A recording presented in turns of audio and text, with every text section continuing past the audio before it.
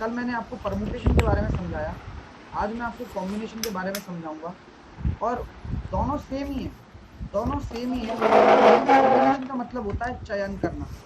कभी भी आपसे बोला जाए चयन कर लो, बस चुन लो बस, तो ये होता है क्रमचय और संचय। यानी कि एक तरीके से आपको क्या करना है, उनमें से चूज करना है, उनमें से सिलेक्शन करना है। यानी कि आपको कॉम्बिनेशन बनाने हैं सिलेक्शन करके। अगर मैं आपसे बोलता हूं एन ऑब्जेक्ट में से आर ऑब्जेक्ट को चुनना, एनसीआर कहलाता है। यही आपका क्या है, कॉम्बिनेशनल तरीका है। इसको कैसे सॉल्व किया जाता है, सॉल्व करने का तरीका वही है, हाँ, n factorial upon n minus r into r factorial. तो कॉम्बिनेशन में मैंने आपको बताया था कि यहां पर जो भी चीज होती है केवल चुनी जाती है, नॉट अरेंज्ड।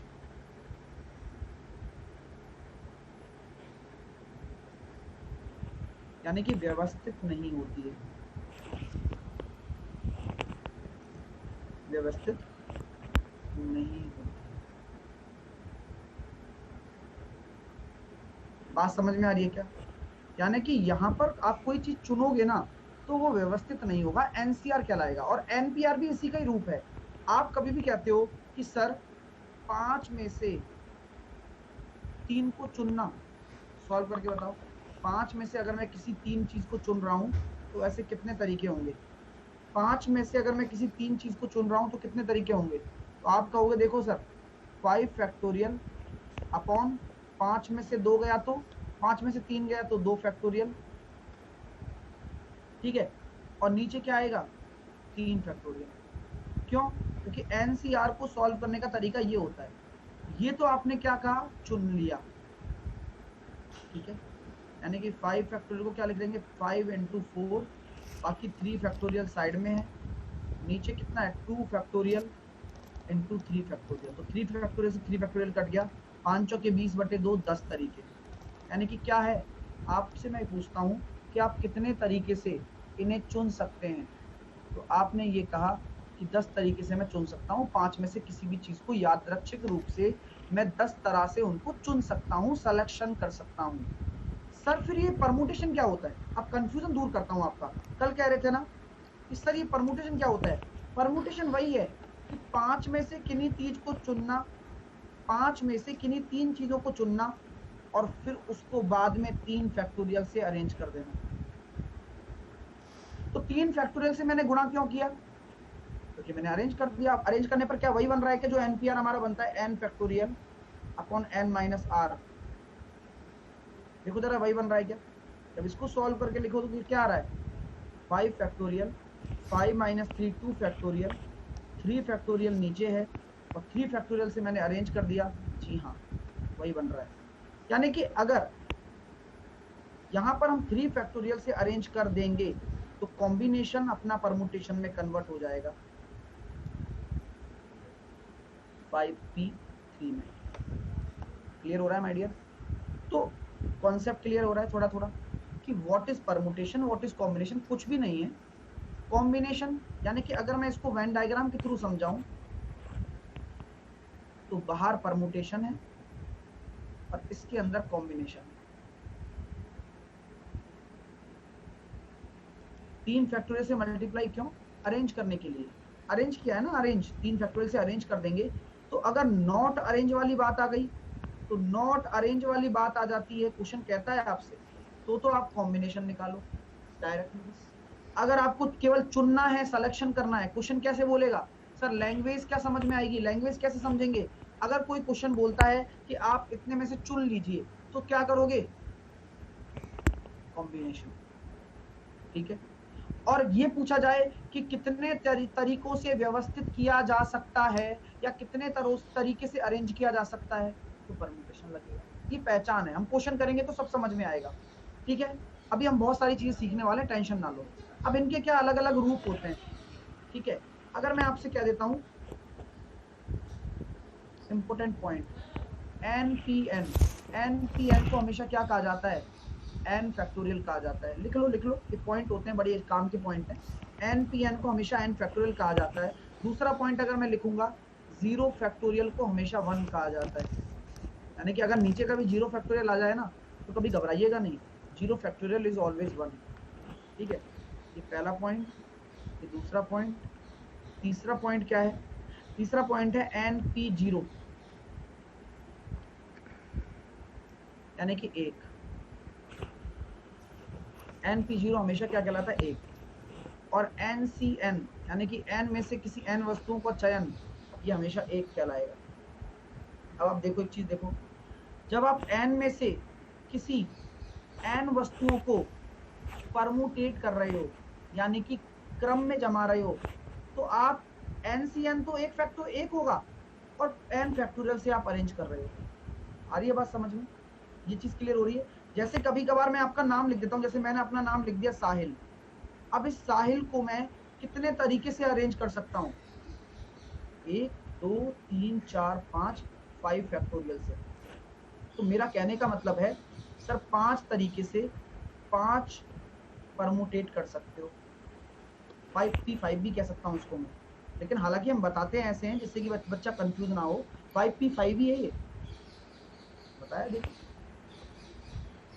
समझ में आ रही है बात, अब चीजें क्लियर हो रही है। क्योंकि यहाँ अरेंजमेंट आता है, किसी भी लेटर को अरेंज करोगे तो आप अल्फाबेट भी तो अरेंज करोगे ना, तो ऑलरेडी अरेंज होते हैं। तो एनसीएन वन होता है, लेकिन अगर मैं उसको अरेंज कर दूं एन फैक्टोरियल से तो ये परमुटेशन बन जाएगा।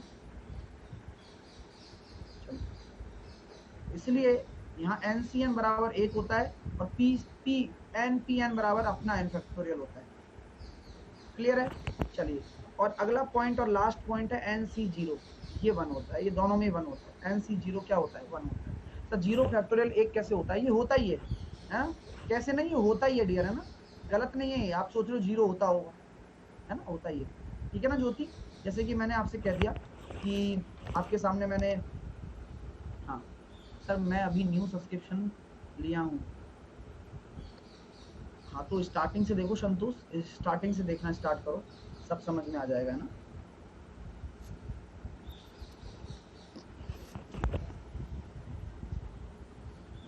सर यू नो तमिल नहीं यार, मैं कहाँ जानूंगा तमिल। ठीक है, देवेंद्र जानता है, देवेंद्र वहीं के हैं। चलिए, यहाँ तक क्लियर हो रहा है, कॉन्सेप्ट क्लियर है। 3 बजे वाला जो मेरी क्लास है वो यहीं ऊपर होती है, अनअकैडमी पर ही होती है, ठीक है ना। जरूर लिया करो आप लोग, सभी लोग। यहाँ तक क्लियर हो गया, अब आगे चलते हैं।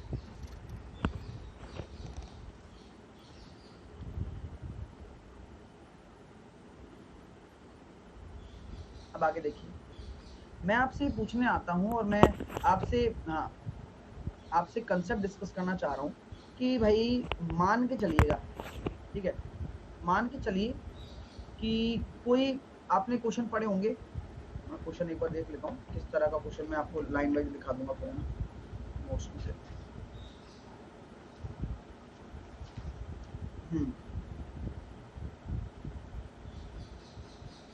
चलो, अरेंजमेंट की बात कर रहा हूँ मैं, है ना, अरेंजमेंट की बात कर रहा हूँ।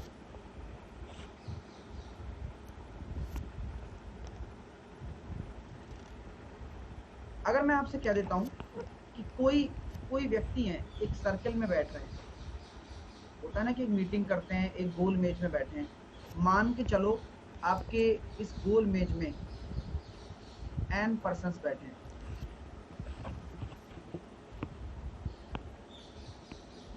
तो ये कितने तरीके से बैठ सकते हैं,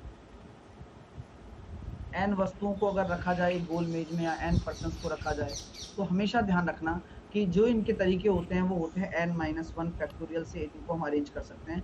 कितने तरीके होंगे अरेंज होने के, n-1 फैक्टोरियल। क्लियर है माय डियर। चलिए, अगर क्वेश्चन में मेंशन कर दिया जाए n फैक्टोरियल अगर एक सर्कुलर अरेंजमेंट में बैठे,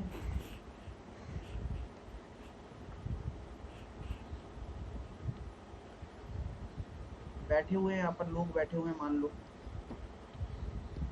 तो टोटल कितने तरीके होते हैं, n-1 फैक्टोरियल होते हैं, ठीक है। अगर मैं आपसे पूछता हूं, बोल दिया जाए एंटी क्लॉकवाइज,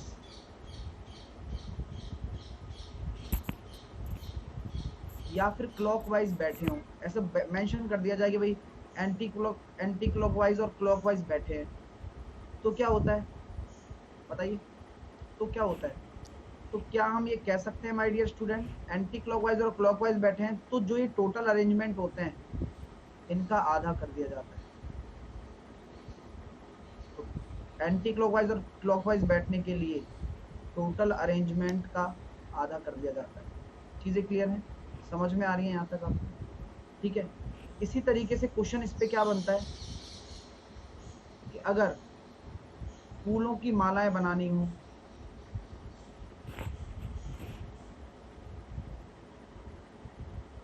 यानी कि मैंने बोल दिया n फूल हैं आपके पास, n फ्लावर्स हैं, और आपको n फ्लावर की क्या बनानी है, माला बनानी है ना? माला समझ में आती? ठीक है। n फ्लावर की आपको माला बनानी है, तो उसके कितने तरीके से बन सकते हैं, कितने अरेंजमेंट पॉसिबल है टोटल? वही n-1 फैक्टोरियल, क्योंकि माला तो सर्कुलर बनेगी ना, सेम कॉन्सेप्ट है। लेकिन ध्यान रखना कि जो भी हमारे होती है यहाँ पर, आप माला को क्या दोनों साइड से डालते हो क्या? नहीं, बाई 2 आएगा, क्योंकि एक ही, आप किसी एक छोर को पकड़ लोगे, ऐसी तो पोते हो माला को, या तो आप क्लॉकवाइज पोओगे या फिर आप एंटी क्लॉकवाइज पोओगे। तो आंसर होगा n-1 फैक्टोरियल बाई 2।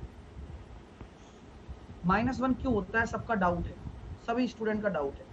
मेरी बात को देखिएगा, मेरी बात को समझने की कोशिश करना कि -1 क्यों होता है।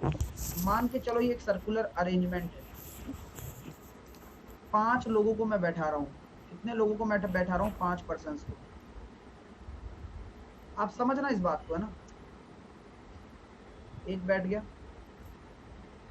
दूसरा बैठ गया, तीसरा अगर बैठ गया, चौथा अगर बैठ गया, तो मुझे बताइए, मेरे को एक चीज बताना, हाँ, कि अब 5वें को अरेंज करने की जरूरत है क्या, ये बताओ?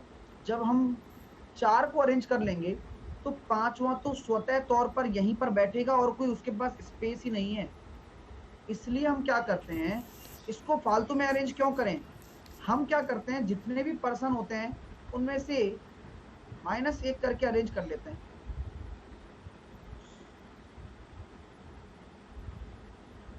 ठीक है, ये भी तरीका है। दूसरी बात, इसको आप इस तरीके से समझ सकते हो, चैन से अपने आप बन जाएगा। अगर मान के चलो मैंने इनको ऐसे बैठाया, ऐसे बैठाने पर यहाँ पर मैंने बैठाया 1 जना, यहाँ पर मैंने बैठाया 2 जना, यहाँ पर मैंने बैठाया 3, यहाँ पर 4।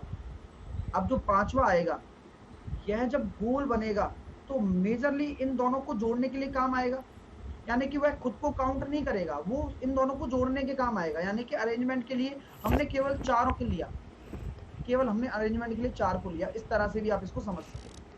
अपने आप बन जाएगा वो n-1 फैक्टोरियल। वो एक जना या तो खुद को काउंट नहीं करेगा, या वो उसके पास वही स्पेस बचेगा जहां पर वो बैठना चाहता है, जहां पर वो सिटिंग चाहता है उसके पास वही बचेगा, तो बाकी 4 को अरेंज कर दो।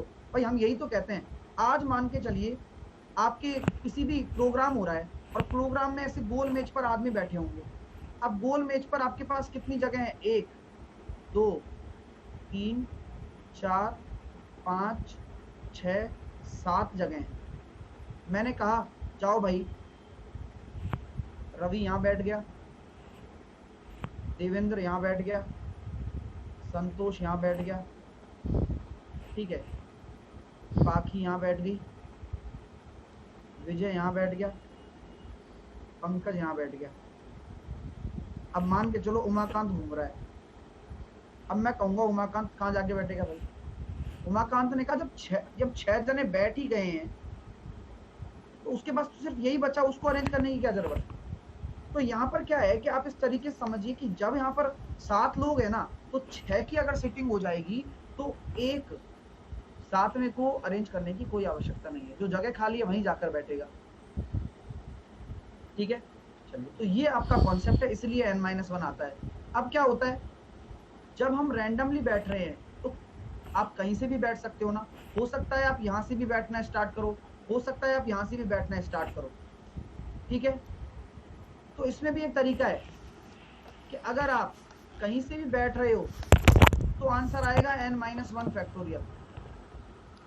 आप यहाँ से भी आ रहे हो, यहाँ से भी आ रहे हो, लेकिन अगर एक फिक्स पैटर्न है कि भैया मैं तो एंटी क्लॉकवाइज ही बैठूंगा, यानी कि ऐसे ही बैठूं, ऐसे ही बैठूंगा मैं, तो इस तरीके से पंकज यहाँ आ गया, फिर विजय आ गया, ऐसे ऐसे ऐसे, तो इसके जो अरेंजमेंट हो जाते हैं वो आधे हो जाते हैं, क्योंकि जो टोटल वाले हैं वो आधे हो जाएंगे। इसी तरीके से क्लॉकवाइज वाले भी आधे हो जाएंगे अगर क्लॉकवाइज बैठ रहा है। तो अगर मैंने यहाँ पर कॉन्सेप्ट लिखा कि अगर n फूलों की मालाएं बनाई जाती हैं तो कितने अरेंजमेंट पॉसिबल हैं, तो n-1 फैक्टोरियल बाई 2, क्योंकि फूलों की मालाएं हम एक तरफ से ही बनाते हैं। चीजें क्लियर हैं क्या, समझ में आ रही हैं आप लोगों को? चलिए, चीजें क्लियर हैं, चलिए बहुत बढ़िया। अब इस पर क्वेश्चन कर लेते हैं एक दो। मैंने कहा भैया किसी गेम में 5 पर्सन है जो गोलाकार मेज पर बैठे हैं, गोलाकार मेज पर बैठे हैं, कितने तरीके से अरेंज करूंगा, कितने वे हैं अरेंजमेंट के, तो आपका आंसर हो जाएगा n-1 फैक्टोरियल, यानी कि 4 फैक्टोरियल, यानी कि 24। अगर ये आदमी 5 पर्सन क्लॉकवाइज बैठे, तो अगर ये सब क्लॉकवाइज अरेंजमेंट के हिसाब से बैठे हैं तो हो जाएगा 12, अपने आप हो जाएगा। मैंने कहा कि 10 फ्लावर्स की मैं क्या बना रहा हूँ, एक माला बना रहा हूँ। 10 फ्लावर्स की माला कितने तरीकों से बनाई जा सकती है, कितने तरीकों से बनाई जा सकती है, 10 फ्लावर्स की माला कितने तरीकों से बनाई जा सकती है, तो क्या होगा 10-1 फैक्टोरियल बाई 2 आएगा, ठीक है। काफी लंबा जाएगा, 9 फैक्टोरियल काफी लंबा होता है, अभी तो आप इससे याद कर लो, सॉल्व करने की जरूरत नहीं है। 9 फैक्टोरियल बाई 2 आपका आंसर हो जाएगा। क्या 10 फ्लावर की माला में इतने टोटल तरीके हैं मेरे बनाने के। चीजें क्लियर हो रही हैं आप लोगों को, चीजें क्लियर हैं? चलिए, अब एक सर बताइए ना सर, कहाँ पे जाके मिलेगा 3 बजे वाला टेस्ट आपका? संतोष, मेरी क्लास होती है ना, उसी में मिलता है, मेरी फ्री क्लास होती है, वो स्पेशल क्लास मिलेगी, मेरी प्रोफाइल में आप आए हो ना, वहाँ स्पेशल क्लास में 3 बजे वाली क्लास मिल जाएगी। सर कॉम्बिनेशन कब मिलेगा? ठीक है, एसएससी कैटेगरी में। अब हम आगे बात करते हैं, एक अगले टाइप का एग्जांपल आपके सामने लेता हूँ, जरा मुझे आप बताइएगा उसका आंसर क्या होगा। मैंने कहा कि अपने पास 4 तो मेल हैं और 4 फीमेल हैं, एक सर्कुलर मेज पर बैठी है, एक सर्कुलर टेबल पर, मैं एक सर्कुलर टेबल पर कितने तरह से बैठ सकते हैं, कितने तरह से बैठ सकते हैं। गलती मत करना क्योंकि अच्छा कॉन्सेप्ट है, अभी क्वेश्चन पूरा होने दो। जबकि कोई भी 2 फीमेल साथ नहीं है, साथ नहीं बैठे, यानी कि क्वेश्चन क्या कह रहा है कि 4 मेल और 4 फीमेल को एक सर्कुलर टेबल में बैठाना है, लेकिन ध्यान इस बात का रहे कि कोई 2 फीमेल एक साथ में ना हो। ठीक है, बताइए क्या आंसर होगा।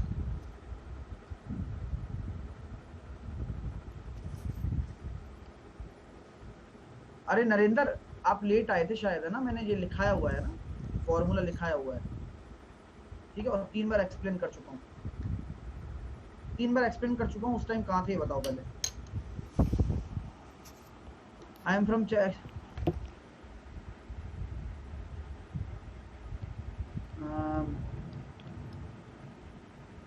Thank you Jagan, thank you. Question का जवाब दीजिए आप मुझे। 4 मेल हैं और 4 फीमेल हैं और मैंने एक सर्कुलर टेबल पर कितने तरह से मैं इनको अरेंज कर सकता हूँ, बैठा सकता हूँ, जबकि कोई भी 2 फीमेल साथ में ना बैठे। अच्छा ये बताइए,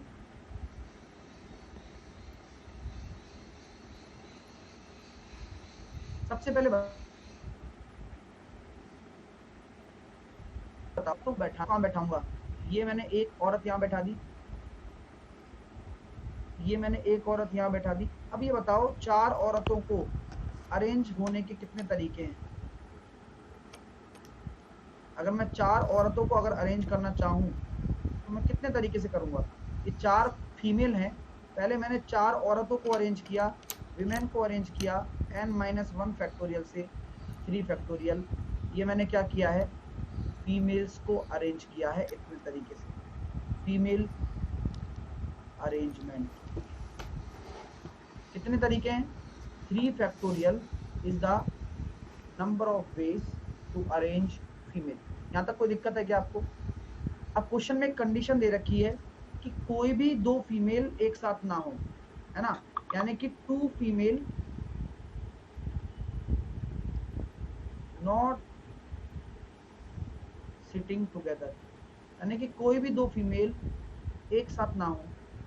अब आप लोग मुझे बताओ, अगर फीमेल एक साथ नहीं होंगी तो आदमी कहाँ बैठेंगे? अपने आप डिसाइड हो गया ना। अब आदमी की कोई दिक्कत है क्या आपको? मैं ये कह रहा हूं कि मैं तो एक यहाँ बैठा दूंगा, एक यहाँ बैठा दूंगा, एक यहाँ बैठा दूंगा और एक यहाँ बैठा दूंगा, यानी कि आदमियों को अरेंज करने के कितने तरीके हो जाएंगे? 4 फैक्टोरियल। बस आपको क्या करना है, जब भी मेल फीमेल आ जाए तो सर्कुलर मूवमेंट में फीमेल को बैठा दो। उसके बाद आदमी के लिए तो अपने आप ही जगह हो गई ना। बाकी 4 आदमी है बैठ जाएंगे, उनके लिए तो जगह फिक्स है। अब कैसे भी आए, कहीं भी आए, तो 4 फैक्टोरियल से अरेंज कर दो आदमियों को, यानी कि आपका टोटल कितना हो जाएगा? 6, 24 इंटू 6, 144। बफरिंग हो रहा है? बफरिंग हो रहा है क्या?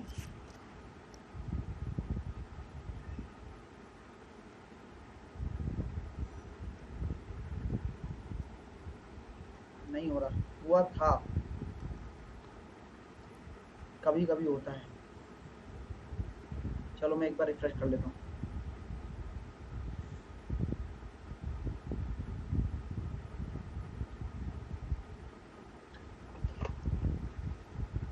क्लियर हो गया? यानी कि अगर इंडिविजुअल आप बैठा रहे हो कोई दिक्कत नहीं है, लेकिन अगर आपके मेल फीमेल हैं तो जो भी दिक्कत दे रहा है ना, पहले उसको बैठा दो, उसके बाद कर दो।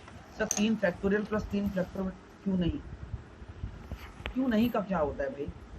देखो, सबसे पहली बात है इनको बैठाना है, तो जब तक कंडीशन पूरी नहीं होती है तब तक हम क्या करते हैं? मल्टीप्लाई, क्योंकि यह एक दूसरे पर क्या है? डिपेंडेंट कंडीशन है। समझ में आ गई? डिपेंडेंट है इसलिए मल्टीप्लाई करते हैं, कल मैंने लिखाया था।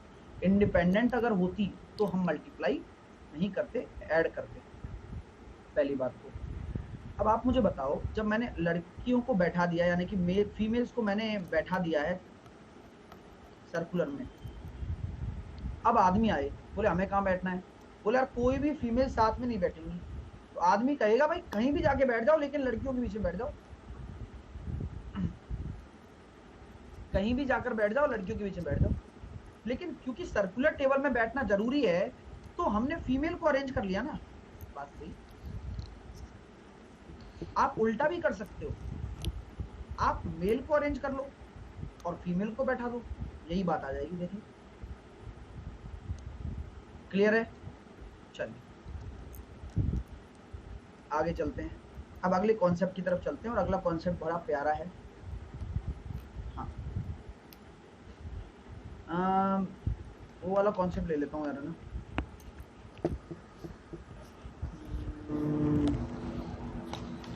हैंडशेक।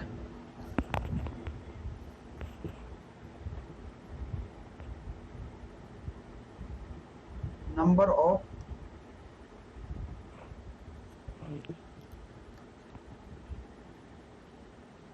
ठीक है,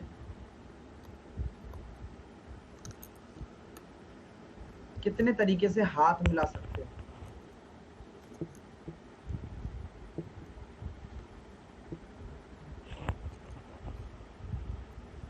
मैं कह देता हूं आपके पास n पर्सन है,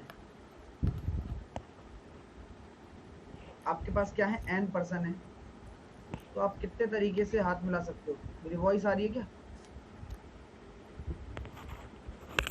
तो आपका आएगा NC2, ये आपके तरीके हैं NC2।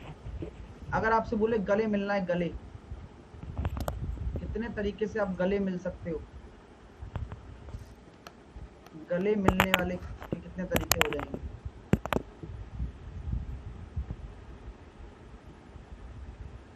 अब गले कोई अकेला मिल जाएगा क्या? हाथ कोई अकेला मिला लेगा क्या? नहीं।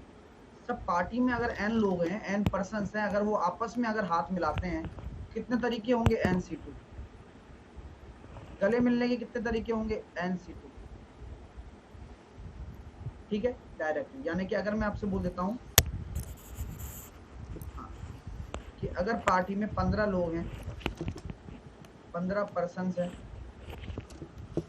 तो नंबर ऑफ हैंडशेक कितने हैं? 15 लोग हैं तो नंबर ऑफ हैंडशेक कितने होंगे? कितने तरीके से आप हाथ मिला सकते हो बाकी लोगों से?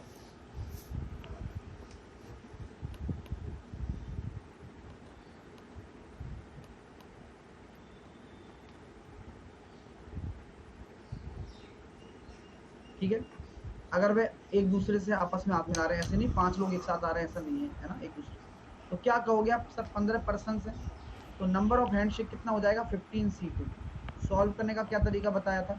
15 फैक्टोरियल, 15 में से 2 गए तो 13, और 2 फैक्टोरियल का 2 फैक्टोरियल, यानी कितना हो गया? 15 को लिख सकते हो 15 इंटू 14, 13 फैक्टोरियल बचेगा, और 13 फैक्टोरियल से 13 फैक्टोरियल काट दिया तो नीचे 2 है, तो 2 से काटा मैंने 7 बार, तो 105 तरीके से हम क्या कर सकते हैं? हैंडशेक कर सकते हैं। हालांकि इसका तरीका भी मैं बता देता हूँ। अगर ये NC2 अगर निकालना हो तो ये n होता है n इंटू n-1/2, डायरेक्टली आप लगा सकते हो। NC2 बराबर कितना हो जाएगा? n इंटू n-1/2, ये डायरेक्टली होता है। ठीक है माय डियर स्टूडेंट्स, तो चीजें क्लियर हो गई यहाँ तक आप लोगों को? अब मैं क्वेश्चन कराऊंगा, सारी चीजें मैं क्वेश्चन के थ्रू समझाऊंगा, और मुझे नहीं लगता कि कुछ भी अलग छूटेगा। अब क्वेश्चन करते हैं और क्वेश्चन के थ्रू समझते हैं जो भी है, ठीक है? ज्यादा आसानी से समझ पाओगे। जो बेसिक जो थ्योरम, बेसिक जो चीजें हैं वो मैंने बता दी, लेकिन अब जो भी चीजें होंगी वो क्वेश्चन के थ्रू ही मैं बता पाऊंगा आपको। तो चलते हैं, लेट्स स्टार्ट क्वेश्चन, और हम करते हैं क्वेश्चन कल की वाली फाइल, और आज भी मैं फाइल देने वाला हूँ एक आपको। आ जाओ। मैंने क्या कहा कि टेबल के वर्णों को अलग अलग तरीकों से व्यवस्थित किया जा सकता है। जब अरेंज वाला आ गया तो परमुटेशन है। यहाँ कितने तरीके हैं, कितने अल्फाबेट हैं? 1 2 3 4 5, यानी कि 5 तरीके से किया जा सकता है 5 फैक्टोरियल। तो कितना हो जाएगा? 5 4 3 2 एंड 1।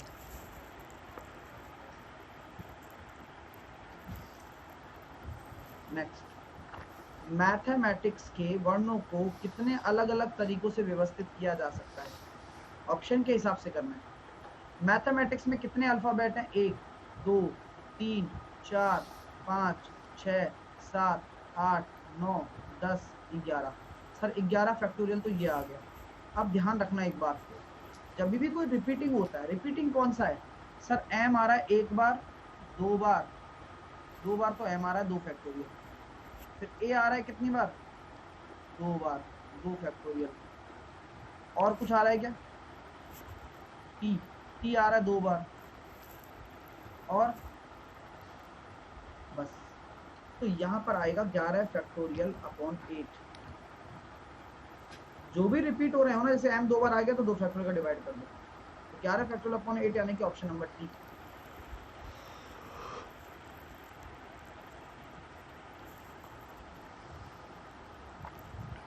एक इलाके में 5 पत्र पेटियों में से 6 पत्र कितने प्रकार से पोस्ट किए जा सकते हैं? ये अच्छा क्वेश्चन है, करके बताइए। तो यहाँ पर एक कॉन्सेप्ट भी आएगा, साथ के साथ कॉन्सेप्ट भी लिखता जाना।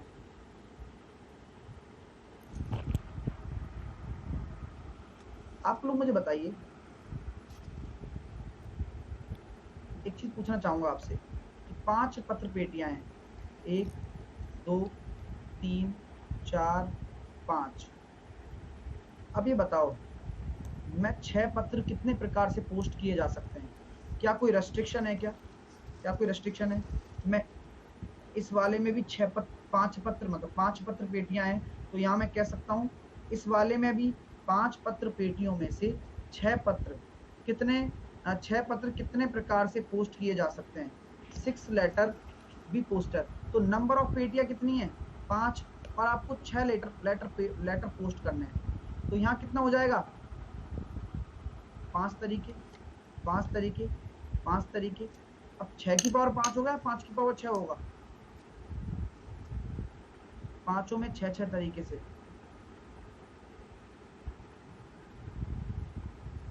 पांचों में 6 तरीके से नहीं होगा।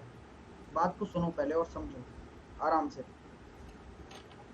देखो आपने एक इलाके में क्या किया है, 5 पत्र पेटियां लगा रखी हैं और 6 पत्र आप कितने प्रकार से डाल सकते हो।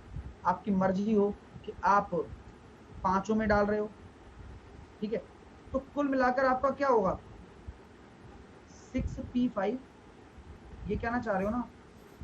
और 6p5 क्या होता है? 6p5 क्या होता है? 6 फैक्टोरियल अपॉन 1 फैक्टोरियल, यानी कि 6 फैक्टोरियल हो जाएगा, यानी कि 6 5 4 3 2 1। लेकिन यह सही नहीं है, ये आंसर सही नहीं है, ठीक है ना? हाँ, ध्यान रखना, क्योंकि देखो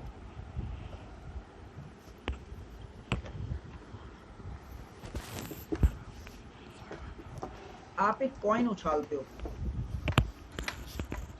उस कॉइन के कितने फेस होते हैं बताओ? 2 होते हैं।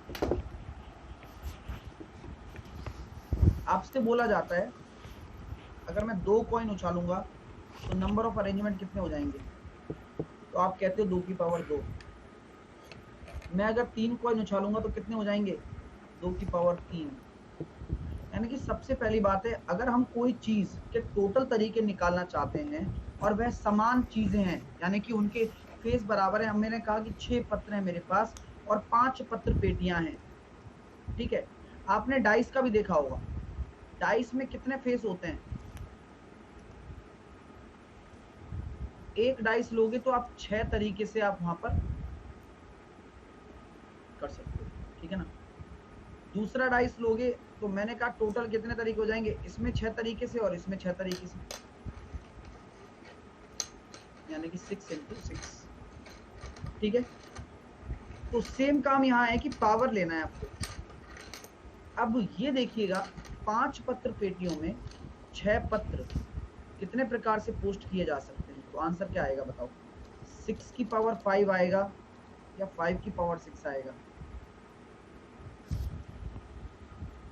ये 2 चीजें आराम से सोच के बताइए। फेस क्या है आपके पास? फेस कितना है?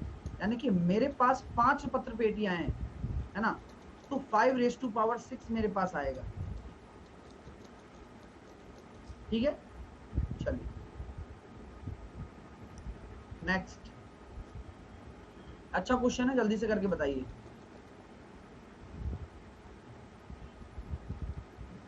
ऐसी कितनी, हाँ क्योंकि पेटियां तो 5 ही है ना, बिल्कुल सही है।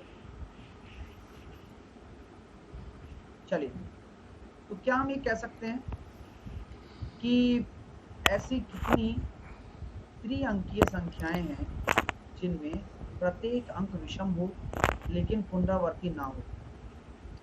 प्रत्येक अंक विषम होना चाहिए और त्रिअंकीय संख्याएं होनी चाहिए। 3 अंकों की संख्याएं हैं, प्रत्येक अंक विषम हो लेकिन पुनरावर्ती ना हो।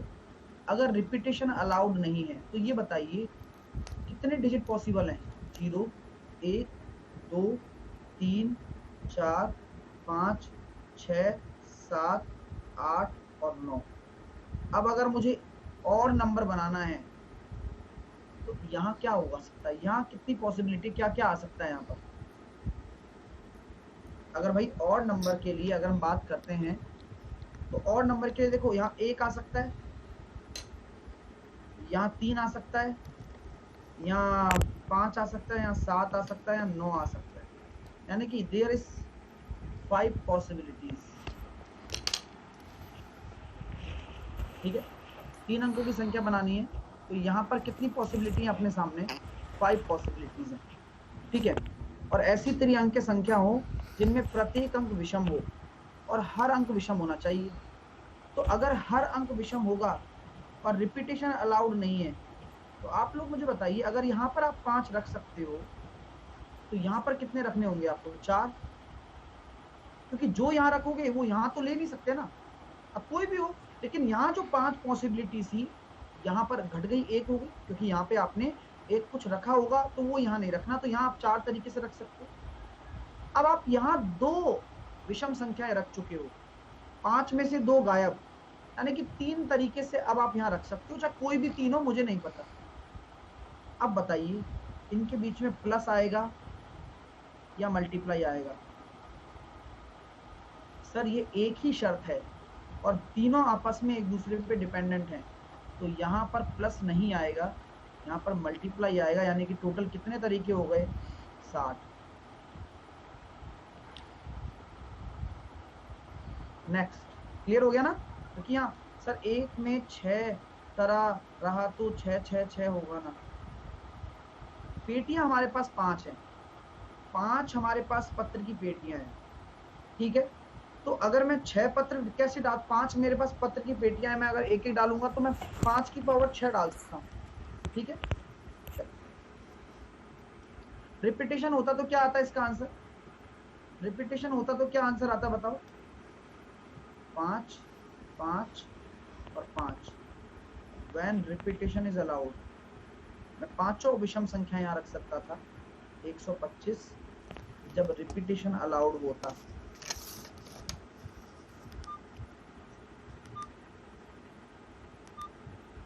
अगला क्वेश्चन देखिएगा, यूनिवर्सल के कितने प्रकार से व्यवस्थित किया जा सकता है जब ERS हमेशा एक साथ हो? मैंने क्या कहा था? ERS को एक पेटी बना लो, ERS को एक पेटी बना लोगे तो कितना आ गया सर? UNIV, और ये एक यूनिट हो गया ERS, और AL। तो कितने तरीके से अरेंज करोगे, पहले बताओ कितने तरीके से अरेंज करोगे? 1 2 3 4 5 6 7, 7 फैक्टोरियल से। यहाँ तक कोई दिक्कत? अब ये भी तो आपस में अरेंज होंगे अंदर ही अंदर, इनको कितने तरीके से करोगे? Multiply 3 factorial. तो आंसर कितना निकल कर आएगा वो सॉल्व करना पड़ेगा। 7 6 5 4 3 2 1 इंटू 3 और 2 और 1, कितना निकल कर आ रहा है आंसर? 30 240। कौन से में 3 कैसे लिया पुरुषोत्तम? ये 3 कैसे लिया, यही पूछ रहे हो क्या पुरुषोत्तम? फिर इस वाले में 3 कैसे लिया? हाँ भाई, 5 संख्याएं आपके पास, यहाँ कितने तरीके से आप रख सकते हो ये बताओ? कितने तरीके से आप विषम संख्या रख सकते हो? 1 रख सकता हूँ, 3 रख सकता हूँ, 5 रख सकता हूँ, 7 रख सकता हूँ, 9 रख सकता हूँ। 5 तरीके हैं मेरे पास, 5 तरीके ही है ना, विषम संख्याएं रखने के 5 तरीके ही तो हैं। अब रिपीटेशन अलाउड नहीं है, और ये भी सारी विषम होनी चाहिए, तो जब एक कोई भी यहाँ रख दोगे तो यहाँ 4 की पॉसिबिलिटी बचेगी, यहाँ 3 की बचेगी। ठीक है भाई, जब यहाँ 2 संख्याएं कोई भी रख चुके हो आप, अब मान के चलो यहाँ अगर 2 संख्याएं रख चुके हो, तो आपके पास 5 के बंडल में से यहाँ रखने के लिए कितनी बची हुई है बताओ? कितनी बची हुई है? केवल 3 ही तो बची है, 2 तो रख ही चुके हो। चलिए, अलजेब्रा के वर्णों को कितने प्रकार से व्यवस्थित किया जा सकता है दोनों एक साथ ना आते हों? कैसे करोगे? आप वो कंडीशन निकाल लो जहां पर टोटल कितने हैं, और जब दोनों एक साथ हों।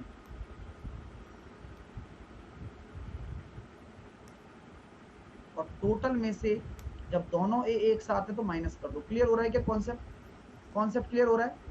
टोटल निकाल लो और जब दोनों ए एक साथ है तो माइनस कर दो। तो मैं भी वही करने जा रहा हूं। अब देखिएगा जरा, देखो अलजेब्रा 1 2 3 4 5 6 7 टोटल कितना हो जाएगा 7 फैक्टोरियल अपॉन 2 फैक्टोरियल। अब दोनों ए अगर एक साथ हो गए तो मैं ये कह सकता हूं कि ये हो गया कितना 6 factorial, 6 factorial into 2 factorial. Solve कर लो, इसको सॉल्व करोगे तो कितना आएगा 7 6 42 पंजे 210 210 चौके 840 840 इंटू 3 8 या 24 और 2520 माइनस 6 पंजे 30 120 या 360 और 1440 2520 में से 1440 जाएंगे तो कितने बचेंगे? देख लो यार क्या आ रहा है। अरे सॉरी 2520 में से ये कितना आ रहा है 720 आ रहा है ना, और 2 फैक्टोरियल भी तो जाएगा यहाँ पर 720 रह जाएगा। तो 2520 में से 720 जाएगा, कितना आ रहा है 1800 आ रहा है। क्लियर है? 2 फैक्टोरियल क्यों आया पता है ना? किस किस को नहीं पता है 2 फैक्टोरियल नीचे डिवाइड क्यों किया?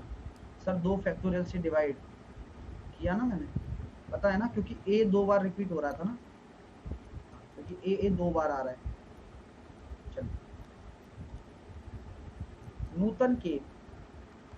नूतन के वर्णों को कितने प्रकार से व्यवस्थित किया जा सकता है जब व्यंजन विषम स्थानों पर और स्वर सम स्थानों पर आते हैं? पहले बताइए नूतन में कितने अल्फाबेट हैं? कितने हैं? 5। ये आपका पहला स्थान है, ये आपका दूसरा स्थान है। सर 2 फैक्टोरियल से भाग करना है तो गुणा क्यों किए? देखो नियम कभी तोड़ोगे नहीं ना आप। जब 2 फैक्टोरियल तो हमने अरेंज किया है, अरेंजमेंट भी तो बहुत जरूरी है ना, अरेंज भी तो करोगे ना, और फिर 2 फैक्टोरियल से भाग भी करना है। तो कुल मिलाकर अल्टीमेटली कुछ नहीं रहा ये 2 फैक्टोरियल, हाँ कट गया वो, लेकिन नियम के हिसाब से चलो कि पहले तो अरेंज करो और फिर रिपीट हो रहा है तो करो बस।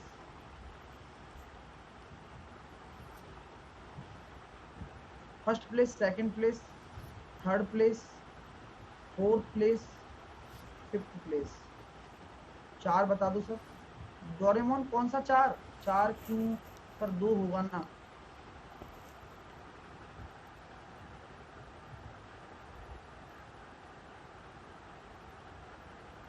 तो ये 4 6 5 4 3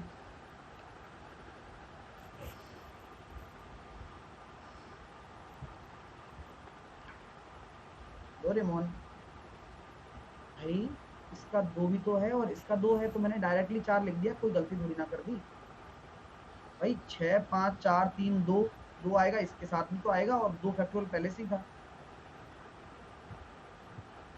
क्या करती है डोरेमोन? हाँ चलो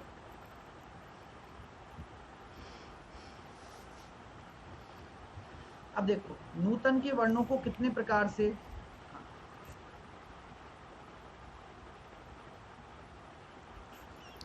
व्यवस्थित किया जा सकता है जब व्यंजन विषम स्थानों पर और स्वर सम स्थानों पर हो। यानी कि जो आपका व्यंजन है वो कहाँ आ जाए? व्यंजन कहाँ आ जाए? एन टी एन व्यंजन आ रहा है विषम स्थानों पर। विषम स्थान कितने हैं? केवल मेरे पास कितना है? 2 स्थान है। तो आप लोग मुझे बताओ मैं क्या करूंगा? मेरे को व्यंजन सेट करने हैं और मेरे पर व्यंजन को रखने के लिए 2 ही स्थान है और स्वर के लिए सम स्थान है। तो स्वर तो मेरे पास 2 ही है तो मैं बैठा दूंगा। अब कॉन्सेप्ट को देखिएगा, देखो तो सिंपल सा लॉजिक है। आपको क्या करना पड़ेगा? 3 होगा ना ऑड? अच्छा सही है, फिर तो ठीक है ना।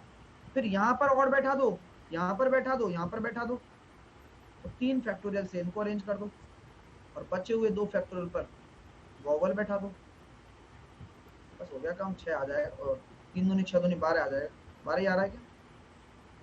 12 ही निकाला होगा आप लोगों ने, 12 ही आएगा इसका आंसर, 6 आएगा।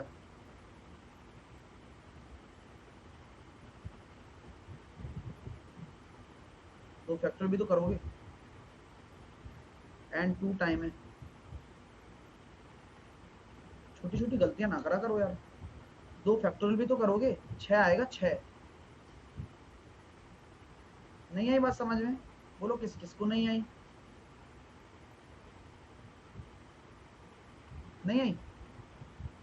अरे भाई साहब, एन 2 बार आ रहा है ना, अब रिपीटिंग हो रहा है। आपने बिल्कुल सही किया, ये बिल्कुल सही था आपका, लेकिन एन 2 बार भी तो आ रहा है, 2 फैक्टोरियल से उसको डिवाइड भी तो करोगे। हाँ, इन्हें 2 तरीके से रख दिया ना, 2 फैक्टोरियल से रखना ही तो 2 फैक्टोरियल है ज्योति। हमने एन को 2 तरीके से रखा, तो उसी का मतलब ही तो 2 मतलब सॉरी 3 फैक्टोरियल है, वो आ तो गया उसका अरेंजमेंट। सर नहीं बोले तब भी भाग करना होता है क्या जब रिपीट होता है? हाँ अरे यार, ये तो अरेंजमेंट का काम ही है कि रिपीटिशन आ जाए तो उसके रिपीटिशन को हटाओ पहले। ये तो करना ही है, तो स्टेप में ही है कि भाई कभी भी कोई रिपीटिशन आ रहा है तो करना है बस। अब 3 पदों के लिए 7 उम्मीदवार हैं, तो पदों को कितने प्रकार से भरा जा सकता है बताओ?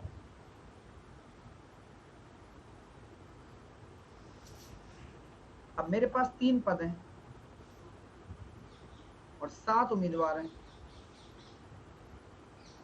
तो मैं कैसे भर सकता हूं बताइए?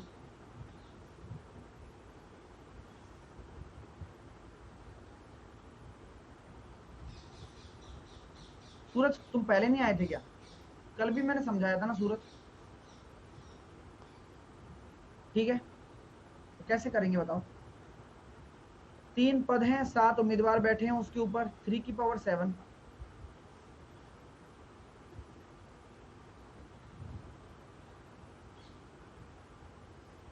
नेक्स्ट, ये अच्छा क्वेश्चन है।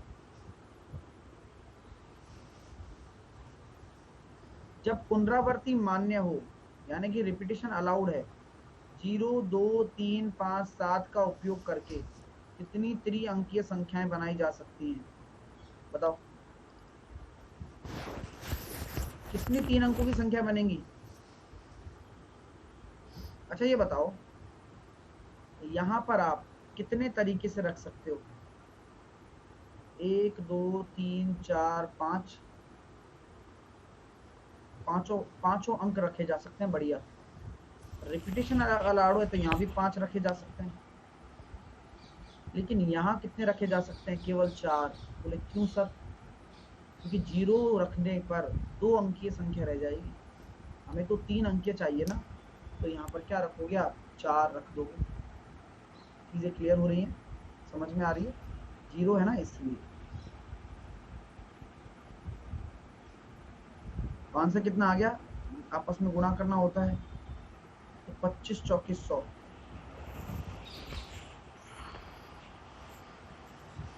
सर 3 भी रख सकते हैं ना? विशाली कहाँ पर 3 रख सकते हो?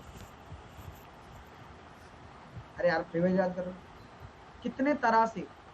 तो यहाँ केवल 4 तरीके हैं, 2, 3, 5, 7, इनको नहीं रखना है। कितने तरह से 5 में से रख सकते हो? 4 ही रख सकते हो, 0 नहीं आएगा। अगर 0 की जगह 1 होता तो कैसे? तो फिर आ जाता। जब 0 की जगह अगर 1 होता तो 5, 5, 5, 5 आता, क्या दिक्कत है?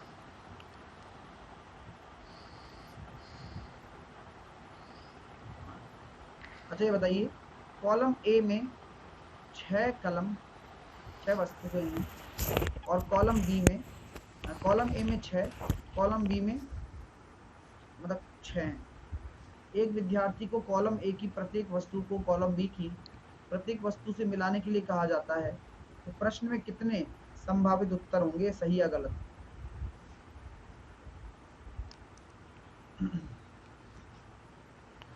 देखो, हाँ जरा समझने की कोशिश करना।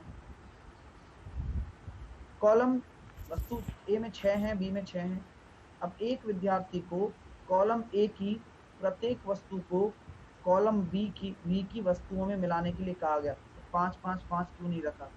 अरे गोविंद सिंह, 6 महीने से समझा रहा हूं भाई, अगर यहाँ 0 रखोगे तो 3 अंकों की संख्या बनेगी क्या?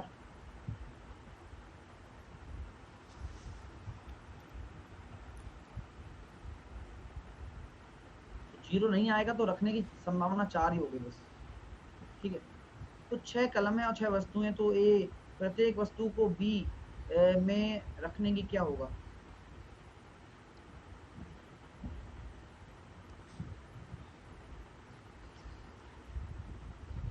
प्रत्येक वस्तु को कॉलम ए की प्रत्येक वस्तु को कॉलम बी की वस्तुओं से मिलाने के लिए कहा गया। ठीक है, बढ़िया टॉपिक है। हाँ, टिपिकल नहीं है, अच्छा टॉपिक है ना।